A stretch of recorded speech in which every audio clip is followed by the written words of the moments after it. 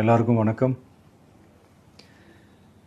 இந்திய அரசியல் சாசனம் நம்ம தமிழ்நாட்டில் இருக்கிற எல்லாருக்குமே கொடுத்துருக்கிற உரிமையில் ரொம்ப ரொம்ப முக்கியமானது ஓட்டிங் ரைட், வாக்குரிமை. ஒரு மனுஷன் உயிரோடு இருக்கான்றதுக்கு அடையாளமாக இருக்கிறதுல அவனோட ஓட்டுரிமை ரொம்ப முக்கியம். அதனால தான் voting is not only our right but also our life. ஒரு முக்கியமான விஷயத்தை பற்றி இப்போ நான் உங்ககிட்ட ஷேர் பண்ண போகிறேன். இது நான் ஃபஸ்ட்டு கேள்விப்பட்ட உடனே எனக்கே ரொம்ப ஷாக்கிங்காக தான் இருந்தது. இப்போ நான் பேசிகிட்டு இருக்கிற இந்த நேரத்தில் தமிழ்நாட்டில் இருக்கிற நம்ம யாருக்குமே ஓட்டு போடுற உரிமையே இல்லைன்னு சொன்னால் நம்புவீங்களா? நான் நீங்கள் உட்பட யாருக்குமே அது இல்லை. நான் பயமுறுத்துறேன்னு நினைக்காதீங்க, அதுதான் நிஜமும் கூட. கொஞ்சம் ஏமாந்தால் நம்மளை மாதிரியே இன்னும் லட்சக்கணக்கான பேருக்கும் இதே நிலைமை தான். ஓட்டு போடுற அந்த உரிமையே இல்லாத மாதிரி ஒரு நிலைமை வந்தாலும் வரலாம். இதுக்கு மெயின் ரீசன் அந்த எஸ்ஐஆர், ஸ்பெஷல் இன்டென்சிவ் ரிவிஷன், சிறப்பு தீவிர திருத்தம். இப்போது இந்த எஸ்ஐஆர் நம்ம தமிழ்நாட்டில் எப்படி ஒர்க் ஆக போகுது?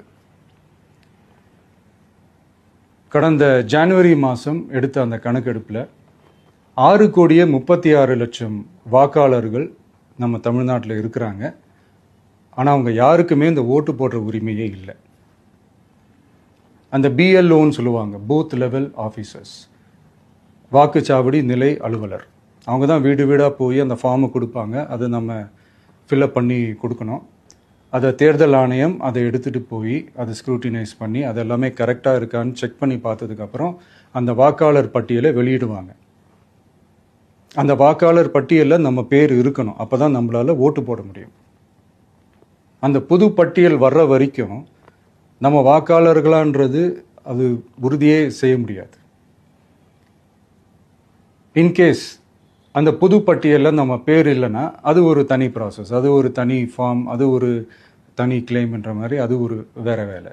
ஸோ இந்த மாதிரி நிறைய சிரமங்கள் குழப்பங்கள் இருக்கிறதுனால மக்களுக்கு இது மேலே ஒரு கன்ஃபியூஷன் ஒன்று இருக்குது. இது என்ன வெரிஃபிகேஷனா இல்லை ஒரு மறைமுக ரீரெஜிஸ்ட்ரேஷனா இல்லை இது ஒரு நியூ ரெஜிஸ்ட்ரேஷன் மாதிரியே தானா அப்படின்ற மாதிரி நிறைய கன்ஃபியூஷன் இருக்குது. அவங்க செய்ய வேண்டியதெல்லாம் ஒன்று தான். இந்த மாதிரி வீடு வீடாக போய் அந்த என்யூமரேஷன் ஃபார்ம் நம்ம ஃபில்அப் பண்ணி கொடுக்கும்போது அதுக்கான அக்னாலேஜ்மெண்ட்டை அந்த பிஎல்ஓ அந்த ஆஃபீஸர்கிட்ட இருந்து நீங்கள் வாங்கிக்கணும். அது ரொம்ப ரொம்ப முக்கியம். இது நான் சொல்கிறது வாக்காளர் பட்டியலில் ஆல்ரெடி உங்கள் பேர் இருக்கிறவங்களுக்கு நான் சொல்கிறேன். இப்போ புது வாக்காளர்கள், ஃபஸ்ட் டைம் ஓட்டர்ஸ், அவங்களுக்கு ஃபார்ம் 6ன்னு ஒன்று இருக்குது. அதை நீங்கள் ஃபில்அப் பண்ணி நீங்கள் உங்கள் ஏரியாவில் இருக்கிற சம்மந்தப்பட்ட அந்த உங்கள் அலுவலகத்தில் நீங்கள் டைரெக்டாகவும் சப்மிட் பண்ணலாம், இல்லை நீங்கள் ஆன்லைன்லேயும் சப்மிட் பண்ணலாம். அப்படி ஆன்லைனில் நீங்கள் சப்மிட் பண்ணிங்கன்னா அதுக்கான ஸ்க்ரீன்ஷாட்டை எடுத்து வச்சுக்கோங்க. ஃபோனில் மெசேஜ் வரும், அதை சேவ் பண்ணி வச்சுக்கோங்க. அப்ராடில் இருக்கிறவங்க கூட அந்த எஸ்ஐஆர் ஃபார்மை டவுன்லோட் பண்ணி நீங்கள் அதை ஃபில்அப் பண்ணி சப்மிட் பண்ணலாம். அதுக்கான அக்னாலேஜ்மெண்ட்டை வாங்கி வச்சுக்கோங்க.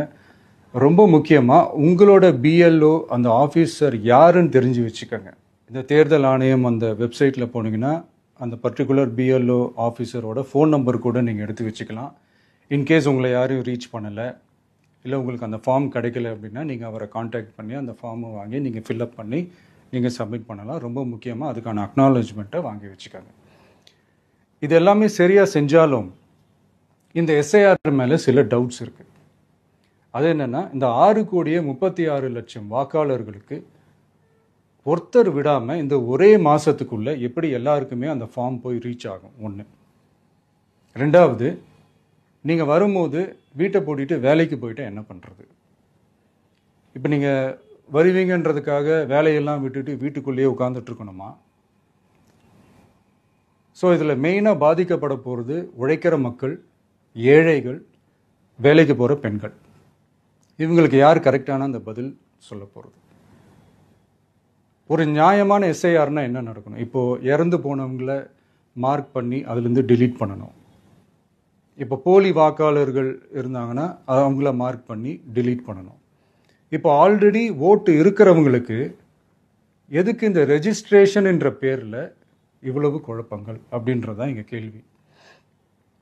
இப்போ புதுசாக வர வாக்காளர்களையோ இல்லை ஓட்டு இல்லாதவங்களையோ சேர்த்தா பத்தாதா? இப்போ ரீசெண்டாக நடந்த இப்போ எலெக்ஷன் 2021, 24 எப்படி எல்லாருமே ஓட்டு போட்டோம்? அதில் ஓட்டு போட்டவங்க கூட இப்போ புதுசாக ரெஜிஸ்டர் பண்ணணும்னா அது ஏன் அந்த கன்ஃபியூஷன் அப்படின்றதான் நாங்கள் கேட்குறோம். அதனால தான் நாங்கள் எஸ்ஐஆரை எதிர்க்கிறோம். இப்போ புதுசாக சில கம்ப்ளைண்ட்ஸ்லாம் வர ஆரம்பிக்குது. அது என்னன்னா முக்கியமாக நம்மளுடைய டிவிகே தோழர்களுக்கு அந்த ஃபார்ம் கிடைக்க மாட்டேங்குது, கொடுக்க மாட்டேன்றாங்க அப்படின்ற சில கம்ப்ளைண்ட்ஸ். இது யார் பண்ணுறாங்க அப்படின்றது நான் தான் சொல்லி தெரிய வேணும்னு ஒன்றும் அவசியம் இல்லை உங்களுக்கு. இப்போ இருக்கிற ஆட்சியாளர்கள் அவங்களுக்கு கைப்பாவையாக இருக்கக்கூடிய சில பேர் வந்து இதை செய்ய ஸ்டார்ட் பண்ணியிருக்கிறாங்க. அதனால் மைடியர் வர்ச்சுவல் வாரியர்ஸ், இதை வந்து சாதாரணமாக எடுத்துக்காதீங்க. இது எல்லாருக்குமே அந்த ஃபார்ம் போய் ரீச் ஆகணும். இதில் ரொம்ப உறுதியாக இருங்க. அதையும் மீறி உங்களுக்கு அந்த ஃபார்ம் கிடைக்கலன்னா இருக்கவே இருக்கும் ஆன்லைன். தேர்தல் ஆணையம் அந்த வெப்சைட்டில் போய் அந்த ஃபார்மை டவுன்லோட் பண்ணி நீங்கள் ஃபில்அப் பண்ணி சப்மிட் பண்ணலாம். உங்கள் வீட்டில் இருக்கிறவங்களுக்கு நீங்கள் செஞ்சு கொடுங்க, பக்கத்து வீட்டில் இருக்கிறவங்களுக்கு செஞ்சு கொடுங்க, தெரிஞ்சவங்களுக்கு, தெரியாதவங்களுக்கு, பழகினவங்களுக்கு, பழகாதவங்களுக்கு எல்லாருக்குமே நீங்கள் தயவு செஞ்சு கொடுங்க. அண்ட் ரொம்ப முக்கியமாக நம்ம ஜென்சி கிட்ஸ், நம்ம ஃபஸ்ட் டைம் ஓட்டர்ஸ், நம்ம புது வாக்காளர்கள், நம்ம நண்பா நண்பிகள், அவங்க ரொம்ப கேர்ஃபுல்லாக இருக்கணும். நான் ஆல்ரெடி சொன்ன மாதிரி உங்களுக்கான ஃபார்ம், அந்த ஃபார்ம் நம்பர் 6, அதை கரெக்டான டீட்டெயில்ஸோட கரெக்டான உங்கள் டாக்குமெண்ட்ஸை வச்சு அதை சப்மிட் பண்ணுங்கள். ஏன்னா வரப்போகிற தேர்தலில் நீங்கள் தான், அந்த ஜென்சி வாக்காளர்கள் தான் மிக முக்கியமான ஒரு ஃபோர்ஸ் அப்படின்றது எல்லாருக்குமே தெரிஞ்ச ஒரு விஷயம். அதனால் உங்களை டிஸ்டர்ப் பண்ணுறதுக்கு, உங்கள் பேரை அதில் இன்க்ளூட் பண்ணாமல் செய்கிறதுக்கு என்னென்ன வேலைகள் செய்யணுமோ, என்னென்ன தில்லுமுள்ளு வேலைகள் செய்யணுமோ எல்லாமே அவங்க செய்வாங்க.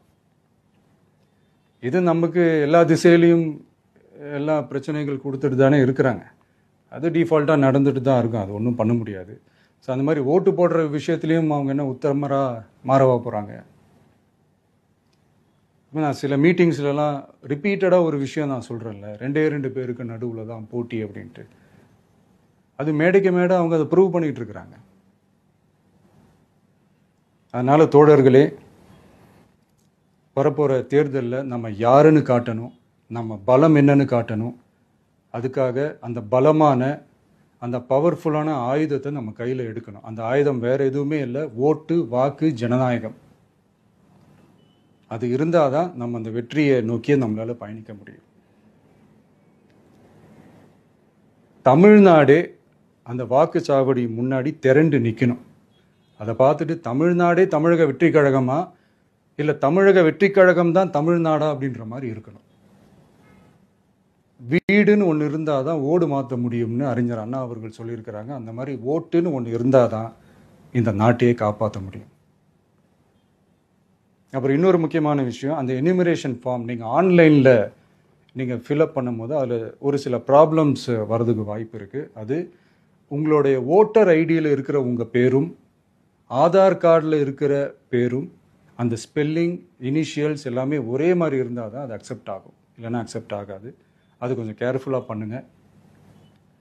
அது கொஞ்சம் யூசர் ஃப்ரெண்ட்லியாக இருக்கலாமேன்னு கேட்டதுக்கு அதெல்லாம் முடியாது, அதுக்கெல்லாம் வாய்ப்பு இல்லை, அதுக்கெல்லாம் ஆளுங்க இல்லை, பண்ண முடியாதுன்னு ரிப்ளை பண்ணிட்டாங்க.